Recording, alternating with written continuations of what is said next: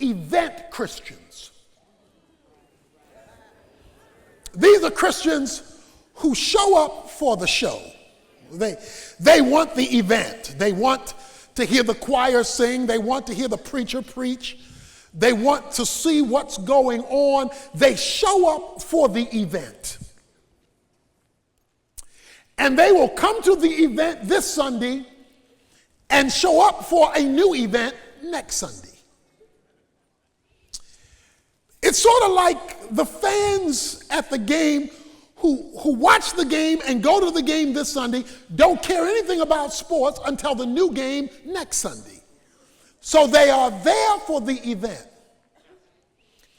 The problem is, if you are an event Christian, you're here for the show, the Sunday event, then that means that there is a 7-day gap in your worship. There is a 7-day gap between events. And if there is a 7-day gap between events, you only get what the event offers. Worship was never meant to be an event where there is a week gap. Most folk today are probably going to have a pretty good Sunday afternoon meal. Sunday usually is a big meal. Either a big meal is cooked or you go out somewhere. Sunday is typically a big meal. However, you do not expect that to last you all week. You'd die.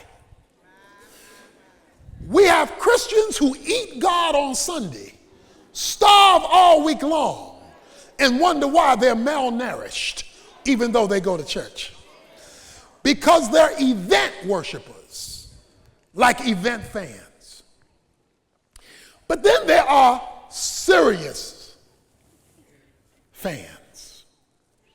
They're not just about the event. Now, they will be at the event, but it's more than the event for them.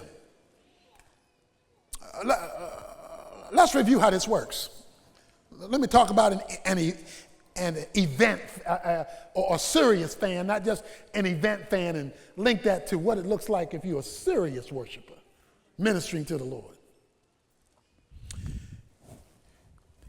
In the average football game, there is only 17 minutes of contact where a player is hitting another player, either an offensive play, a kickoff, a punt. Bam! There's only 17 minutes. So this is a multi-billion-dollar industry for 17 minutes of contact. These 17 minutes of contact are in a 1-hour game. The game is slotted for 1 hour. But because they have timeouts and halftime and all of that, it lasts longer than 1 hour. But it's a 1-hour game on the clock with only 17 minutes of contact. 17 minutes of contact in a 1-hour game becomes a 3-hour experience. Okay? Because your game is going to last 3 hours, even though that game is only 1 hour, and even though there are only 17 minutes of actual contact. So an event fan is going to be sitting for 3 hours for a 1-hour game to see 17 minutes of action. But a serious fan, one who really wants to do this thing right, is going to leave for church 2 hours before the service begins because they got to fight the traffic. But they're going to be willing to fight the inconvenience of the traffic because they've decided their team is worthy of that inconvenience. When they get to their parking spot at their cowboy church, they're going to have to walk a long way from the place they park to where their seat in the sanctuary is located.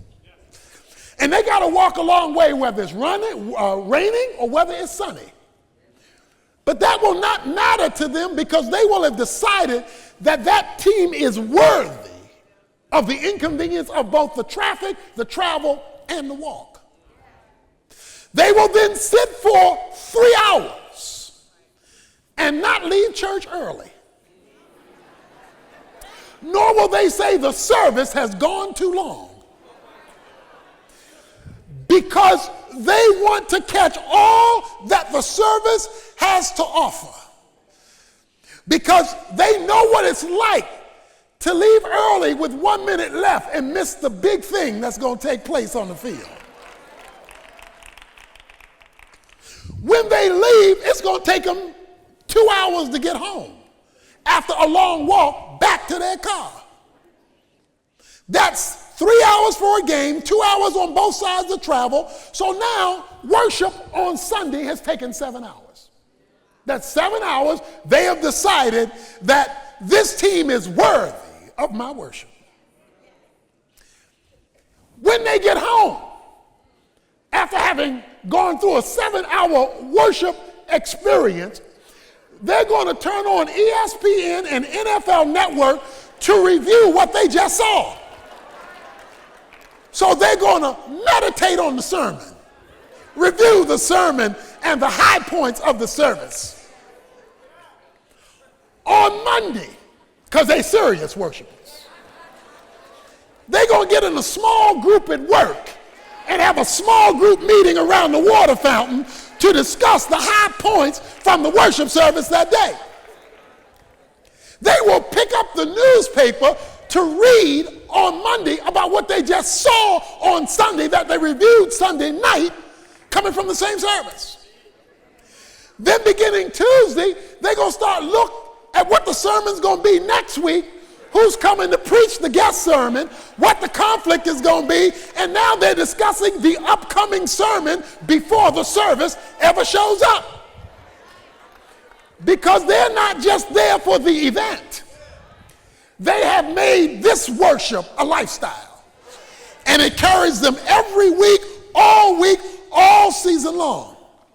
Now, if you can give that much work to somebody who wins today and loses tomorrow, somebody who's up now and down then, if you're willing to go through that much inconvenience for something that does not do that much for your daily life, explain to me how the King of Kings, Lord of Lords, God of Gods can't get a minute of your time and is only good for a weekly event.